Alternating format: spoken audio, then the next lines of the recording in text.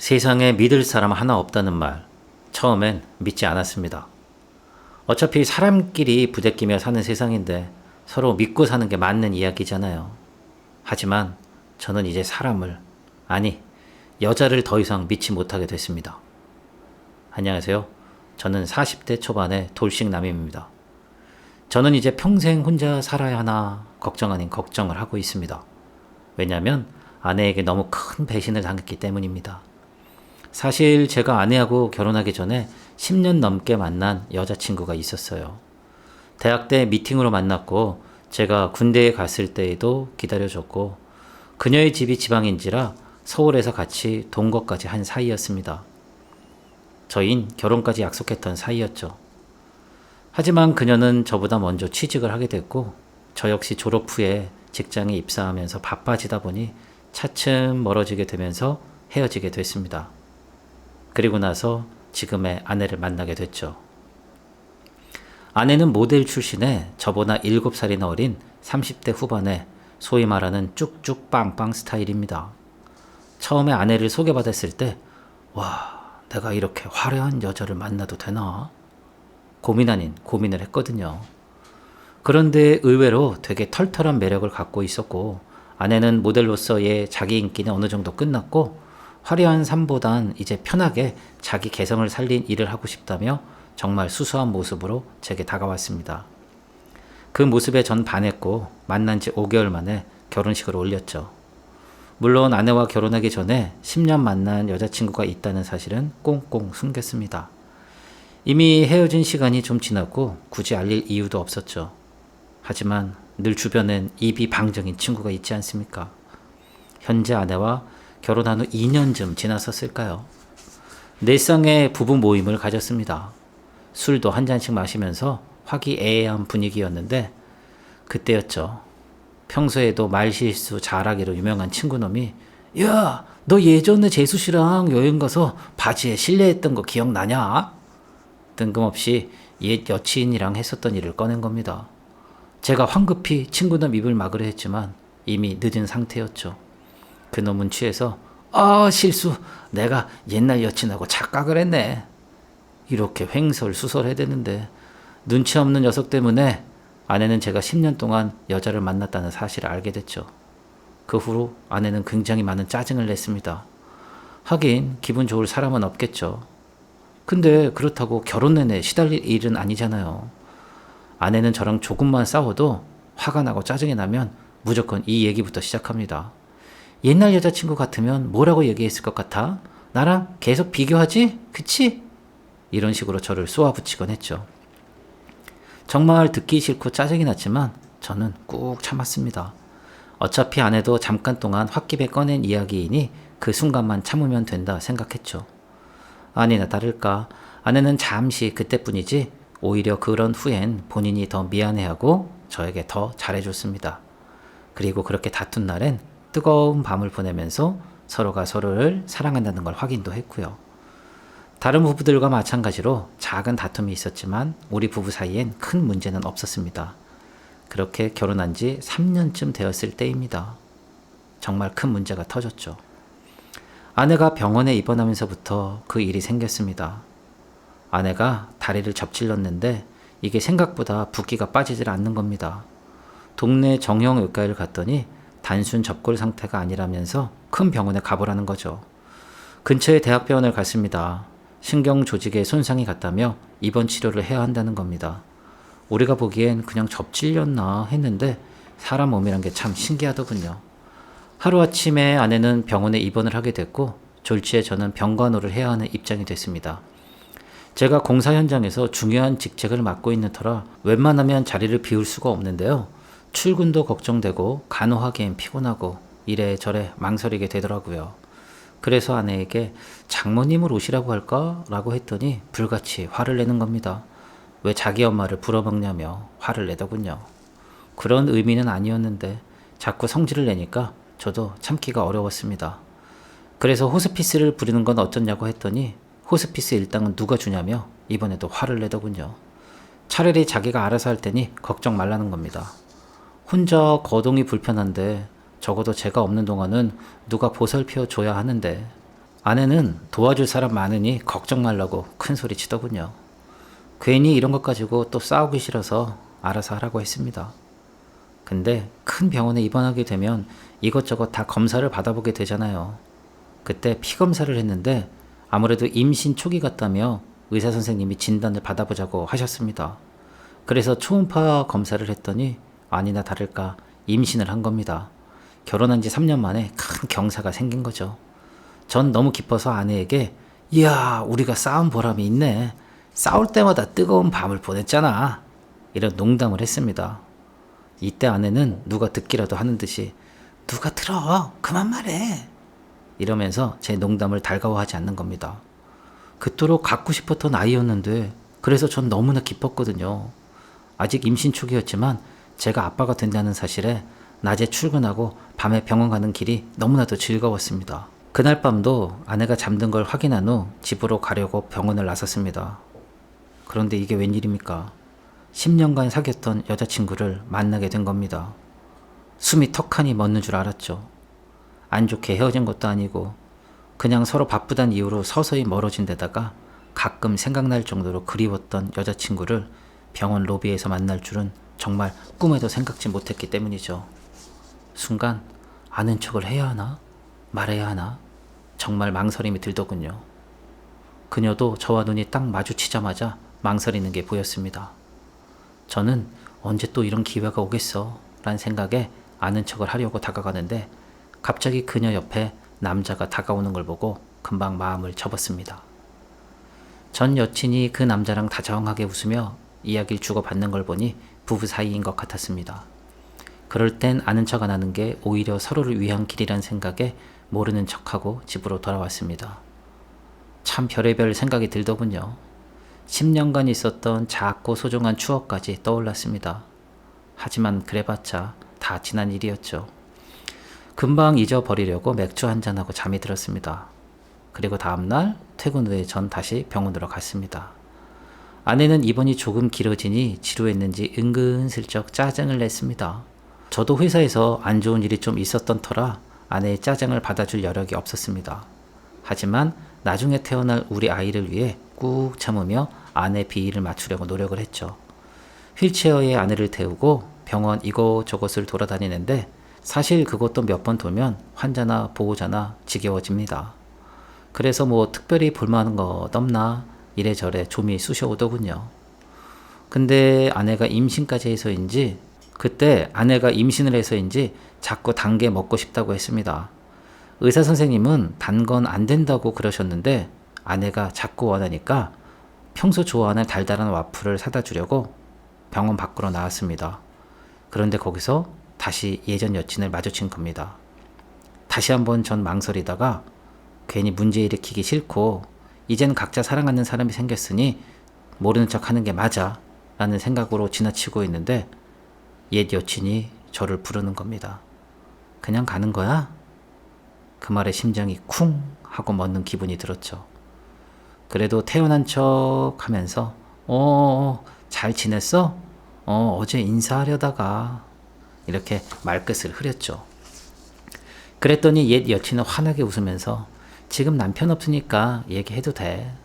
마치 제 기분을 다 안다는 듯이 시원시원하게 말을 하는 겁니다. 그러더니 근데 병원에는 왜 온 거야? 누가 아픈 거야? 아니면 오빠가 아파서 온 거야? 라며 제 걱정까지 해주더군요. 그래서 아내가 아프다는 이야기부터 요즘 어떻게 지냈는지 이런저런 소소한 이야기를 주고받게 됐습니다. 옛 여친은 남편이 척추신경 쪽에 문제가 있어서 종종 통원 치료를 받는데 이번엔 수술 날짜가 잡혀서 입원 절차를 밟으려고 병원에 왔다는 겁니다. 전 농담 삼아 이야 우리는 어쩜 이렇게 똑같이 건강한 좋은 사람들을 만났냐. 그 말이 재밌었는지 옛 여친은 깔깔거리며 웃더군요. 그러면서 오빠는 여전히 실없는 농담 잘하네 라고 하면서 자주 얼굴 보고 지내자고 하더군요. 물론 저도 그러고 싶지만 틈만 나면 옛날 여자친구랑 나랑 비교하면 어때? 이렇게 질투하는 아내를 두고 그럴 수가 없어서 그냥 그래 나도 그렇게 할게 이렇게 얼버무리곤 서로 연락처만 주고받고 헤어졌죠. 그리고 그날 저녁 늦게 집에 가서 옛 여친과 톡을 주고받았습니다. 정말 순수하게 앞으로 서로 응원해 주자는 덕담을 주고받았죠. 그리고 제가 곧 아빠가 될 거라고 그랬더니 옛 여친은 자기가 이모가 돼 주겠다면서 애기 옷도 선물해 주겠다며 자기 일처럼 기뻐했습니다. 그 모습에 저도 괜히 가슴이 뭉클해지고 옛 여친이랑 잘 돼서 아이를 가졌더라면 어땠을까라는 상상도 잠깐 해보게 되더군요. 하지만 현재 제 옆에 있는 아내에게 최선을 다하는 게 도리라는 생각에 얼른 대화를 마무리하고 아침에 출근 잘하고 저녁에 병원으로 갔습니다. 근데 병원 복도에 여자친구가 남편을 휠체어 태우고 지나가는 거예요. 아는 척하면 안 되겠구나 하며 시선을 피하려고 하는데 이번엔 옛 여친이 저를 아는 척하며 남편을 소개시켜 주었어요.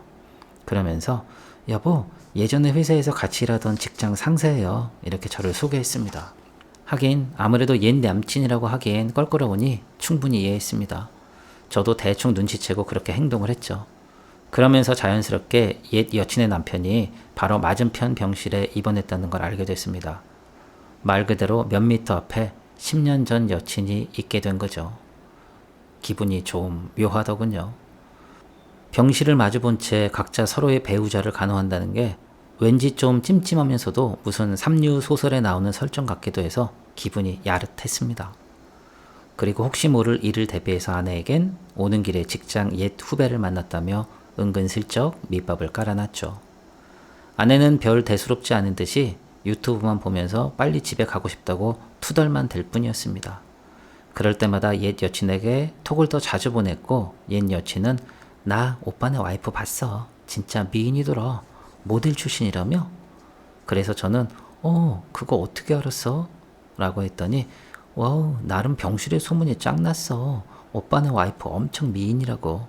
이렇게 답을 해주었습니다. 그래도 제 아내 칭찬인지라 기분은 좋더군요. 그렇게 옛 여친과 톡을 주고 받다 보면 기분도 좀 풀리고 화도 누그러져서 스트레스가 해소되는 기분이 들었습니다. 그리고 며칠 후 아내는 수술을 잘 마무리했고 퇴원을 이틀 후에 하게 됐습니다. 이젠 이 지긋지긋한 병원 생활도 끝이라는 생각이 들어 기분이 좋았습니다. 하지만 한편으론 간간히 옛 여친이랑 이야기 나누는 재미가 사라지는 것 같아서 아쉬움도 있었습니다. 그래서 옛 여친에게 카톡으로 우리 이틀 후에 퇴원이야 라고 소식을 전했습니다. 여친은 축하한다며 답변을 보내왔는데 갑자기 근데 왜 이렇게 남동생이 자주 와? 이런 질문을 하는 겁니다. 그래서 무슨 동생? 너도 알잖아. 나 외동아들이잖아. 그랬더니 옛 여친은 알지. 내 말은 오빠네 와이프 남동생이 아침마다 매일 오길래 너무 다정해 보이길래. 그래서 와이프 남동생이라면 처남을 이야기하는 건데 저희 처남은 뚱보에 정말 볼품이 없거든요. 그래서 뭔가 느낌이 이상해서 옛 여친에게 자꾸 물어보니까 매일 아침에 모델 뺨치게 생긴 남자가 남동생이라고 찾아와서 그동안 아내를 간호해 줬다는 겁니다. 머리로 망치를 띵 하고 맞은 느낌이더군요. 누구지? 잘생긴 남자. 도대체 누가 와서 아내를 간호해 준 거지? 온갖 생각이 머릿속을 휘젓는 겁니다. 사람이란 게 촉이 있잖아요. 불길한 촉이 오길래 옛 여친에게 간곡히 부탁을 했죠. 내일 병실에 그 남자가 오면 어떻게 생겼는지 사진이든 영상이든 찍어서 보내달라고요. 처음엔 옛 여친이 엄청 망설이더군요. 괜히 자기 때문에 가정 불화 생기는 거 아니냐며 발을 빼는 겁니다. 하지만 제가 수화기로 간절하게 부탁을 하자 그래도 옛 정 때문인지 최대한 찍어보겠다며 약속을 했습니다. 다음날 회사에서 일을 하는데 정말 일이 손에 잡히질 않고 스마트폰만 바라보게 되었습니다. 도대체 누구지? 그리고 상상했던 최악의 상황이 와도 당황하지 말자며 마음을 다잡았습니다. 아니나 다를까 오후쯤 되니까 옛 여친에게 톡으로 영상 파일 하나가 왔습니다. 화면을 보니 말끔하게 생긴 어린 남자 하나가 엘리베이터 안에서 아내랑 알콩달콩 대화를 주고받는 영상이었습니다. 주변에 누가 있든 말든 신경도 안 쓴 채 대화를 나누는데 아내가 그 어린 남자에게 자기야, 나 태어나면 어디 데리고 갈 거야? 라는 겁니다. 그 대화를 듣는 순간 머리가 띵해지더군요. 게다가 남자는 제 아내의 손을 주물럭거리는 겁니다. 증거를 찾았지만 불편한 진실을 맞이한 기분이 들었습니다. 내 여자가 어린 남자에게 자기 하는 모습이 정말 추하게 보이더군요. 제가 일하는 곳이 대기업 공사 현장인지라 주변에 공기구들이 많은데 저도 모르게 망치를 들고 쫓아갈 뻔했습니다. 영상을 보고 또 볼수록 화가 치밀어 올랐습니다. 상상 속으로 이미 망치를 수백 번 휘두르고 남았죠. 근데 영상을 보다 보니 남자 얼굴이 나름 낯이 익은 겁니다. 혹시나 하는 마음에 아내가 소속되어 있던 모델 회사 홈페이지에 들어가 보니 아니나 다를까 거기에 소속되어 있는 사진작가더군요. 잘 나가는 작가는 아니어도 길 가면서 보면 우와 모델인가 보다 한마디 들을 정도 되는 남자 사진작가였습니다. 대충 퍼즐이 머릿속에 맞춰지더군요. 그 영상을 보자마자 회사에 조퇴를 하겠다는 핑계를 대고 바로 병원으로 쳐들어갔습니다. 사진작가는 없었고 정체가 탄로난 줄 모르는 아내는 제가 일찍 오니 심드렁한 표정으로 침대에 누워서 오늘은 일찍 왔네? 내일 퇴원해야 하니까 빨리 수속 준비 좀 해줘. 이러면서 TV만 보고 있었습니다. 갑자기 열이 확 뻗치더군요. 일단 뺨을 후려 갈겼습니다. 아내는 놀라며 왜 이러냐며 소리를 버럭 질렀습니다. 야 조용히 해! 한마디 해주면서 영상을 보여줬죠. 그러자 아내는 너무나 갑작스런 영상에 할 말이 없는지 어버버버 하는 겁니다. 저는 더 이상 주변 시끄럽게 하지 말고 그놈 당장 병원으로 오라고 해. 나지막히 한마디 해줬습니다. 그러자 아내는 두 손을 싹싹 빌면서 자기야 당신이 생각하는 그런 관계 아니야. 그냥 누나 동생으로 병간호 해주려고 온 거야. 같이 회사에 있었으니까 그냥 나 병간호 해주려고 온 거라고. 이러면서 저에게 애걸복걸 통사정을 하는 겁니다. 하지만 제가 무슨 바보도 아니고 호구도 아니고 그 말에 속을 수는 없죠. 당장 그놈에게 전화를 걸라고 시켰습니다. 아내는 울먹이며 그놈에게 전화를 걸어서 병원으로 올 수 있냐고 하더군요. 30분쯤 지나서 그 남자 사진작가가 병원으로 왔습니다. 근데 저를 보더니 표정으로 올 게 왔구나 란 표정이 보였습니다. 저 역시 피해자로서 3자 대면을 하게 됐으니 언제부터 둘이 그렇고 그런 사이였냐고 물었죠. 그러자 그 남자는 남편분이 생각하는 그런 사이 아닙니다. 그냥 누나와 동생 사이예요. 누나 동생끼리 병간호도 못 해줍니까? 이렇게 뻔뻔하게 나오더군요. 그래서 제가 누나 동생끼리 자기 그러면서 손 주무르고 그러냐고 따졌더니 그 남자가 껄껄 웃으면서 그런 거 안 하세요? 요즘 저처럼 젊은 사람들은 그 정도는 다 해요. 그게 뭐 이상합니까? 라더군요. 이야 정말 적반하장도 유분수지. 뭐 이런 놈이 다 있을까 정말 열받더군요. 증거가 없으니 더 이상 할 말은 없고 제가 씩씩거리고 있는데 그때 옛 여친에게 카톡 영상이 하나 오는 겁니다. 가뜩이나 짜증이 나 죽겠는데 이게 뭔가 하고 보니 세상에나 병원 근처 정원에서 아내랑 그놈이랑 입맞춤하는 영상이더군요. 저는 그 영상을 아내와 그놈에게 보여줬습니다. 니들은 누나랑 동생이랑 입맞추냐? 이것도 젊은 니들이 하는 짓이냐? 라며 쏘아 붙였죠. 그러자 그 자신만만해하던 그놈이 아무 말도 못하더군요. 그래서 제가 언제부터 이런 사이였냐고 물었더니 아내가 눈물을 흘리면서 그냥 당신 출근하면 내가 너무 심심하고 외로워서 옛날부터 알고 지내는 동생이랑 몇 번 쇼핑하다가 병건호 해주러 온 거야. 근데 그날 장난삼아 뽀뽀를 한 거고. 어이구 핑계도 핑계같이 돼야 들어주죠. 남편이 출근하고 외로웠다는 게 말이 됩니까? 그리고 왜 병건호 중에 뽀뽀를 합니까? 변명을 듣다가 너무 화가 나서 저는 너네 둘 다 이제 돈이나 두둑히 준비해놔. 내가 모든 인맥 총동원해서 니네 완전히 사회에서 매장시켜 버릴 테니까 알았어? 라고 큰 소리 크게 한방 치고 자리를 박차고 나왔습니다. 바로 집으로 돌아가서 제 집만 챙긴 후에 나와버렸죠. 그냥 집에 계속 있다가는 아내와 계속 엮일 거고 엮이다 보면 괜히 또 마음이 약해져서 용서를 해줄 것 같았기 때문이었습니다. 그렇게 저와 아내는 별거에 들어갔습니다. 아내는 알아서 퇴원을 했는지 계속 연락이 오고 장모님한테도 연락이 왔지만 전부 다 받질 않았습니다. 그 후 아내는 회사까지 찾아오더군요. 오해라는 둥, 자기가 잘못했다는 둥 매일 찾아오길래 회사 앞에서 딱 한 번 만났습니다. 그랬더니 아내는 뱃속의 아이는 어떡할 거냐며 눈물로 호소를 하더군요. 집으로 돌아오라고 했습니다. 솔직히 그때 마음이 흔들리긴 하더군요. 그래도 아이에겐 아빠가 필요했으니까요. 그래서 좀 생각해 보겠다며 아내를 돌려보냈습니다. 하지만 그런 고민도 이젠 할 필요가 없게 됐습니다. 며칠 후에 남자 사진작가가 찾아와서 그 뱃속에 있는 아이가 자기 아이라고 하더군요. 와, 정말 하늘이 무너지는 기분이더군요. 숭충이는 솔잎을 먹고 살아야 한다더니 화려한 삶을 좋아하는 아내와 저처럼 대기업에서 일만 열심히 하며 돈을 따박따박 벌어오는 회사원이랑은 어울리지 않았던 겁니다. 그리곤 그날 술 한 잔 거나하게 마시고 모든 걸 훌훌 털어버렸습니다. 바로 그 다음날 아는 지인 총동원해서 좋은 변호사 구해서 이혼 소송 진행시켰습니다. 영혼까지 탈탈 털어내려고 말이죠. 그리고 현재 저는 아내와 이혼 소송 중입니다. 합의 이혼이 아니라서 시간이 좀 걸리겠지만 어차피 승산은 저에게 있습니다. 아이를 낳아서 친자 검사에도 제가 더 유리하고요. 장모님, 아니 이젠 볼일 없는 여자의 어머니가 찾아와서 눈물로 호소까지 합니다. 자네 왜 그러나? 뱃속 아이를 생각해야지. 그냥 잠깐 우리 딸이 한눈 팔았던 걸세. 그러니 용서하고 집으로 돌아가게나. 그래서 제가 딱 한마디 했습니다. 뱃속의 아이가 제 아이라는 증거만 있으면 제가 돌아가겠습니다. 근데 이미 이야기 들으셨겠죠. 제 아이가 아니라는 걸요. 친아빠인 그놈에게 집에 들어와 살라고 하시는 게 빠를 겁니다. 저의 냉정한 말에 장모님이었던 분의 표정이 일그러지더니 아무 말 없이 가더군요.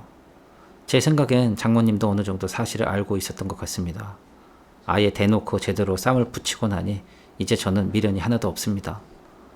오히려 위자료 받으면 옛 여친에게 감사의 의미로 좋은 선물 하나 주고 저는 새 인생을 다시 찾으려 합니다. 옛 여친에게 연락이 한 번 왔네요. 괜히 자기 때문에 집안에 문제 생긴 거 아니냐는 걱정 어린 연락이었죠.